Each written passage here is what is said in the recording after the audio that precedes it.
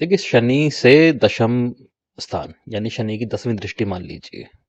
एक तरह की ना, जब तक उस भाव से रिलेटेड मैच्योरिटी नहीं मिल जाती ना, सीरियसनेस नहीं मिल जाती, तब तक ना प्रोफेशनल लाइफ कहीं ना कहीं डावाडोल ही रहती है।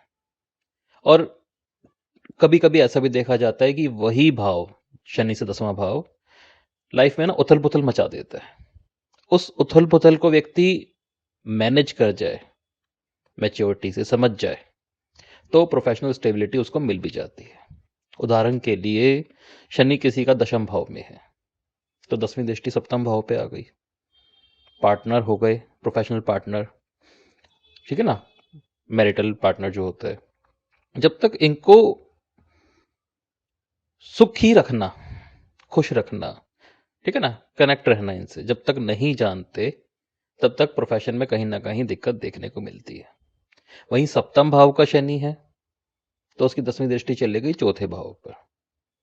प्रॉपर्टी हो गई, माता हो गई, मन हो गया।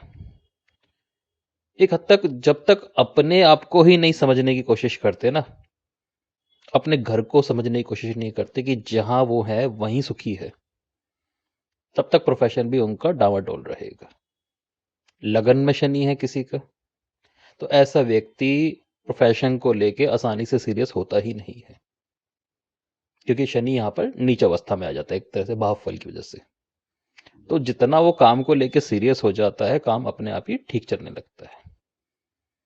चौथे भाव का शनि, यहां पर 10वीं दृष्टि लगन पर ही चली गई। व्यक्ति को कहीं ना कहीं एक बार को गिरने पे मजबूर करती है, झुकने पे मजबूर करती है कि आप सलाहकारी यूज करो, और व्यक्ति अकड़ में ही बैठा रहता है अपनी, तो ये चीजें दिक्कत करती है।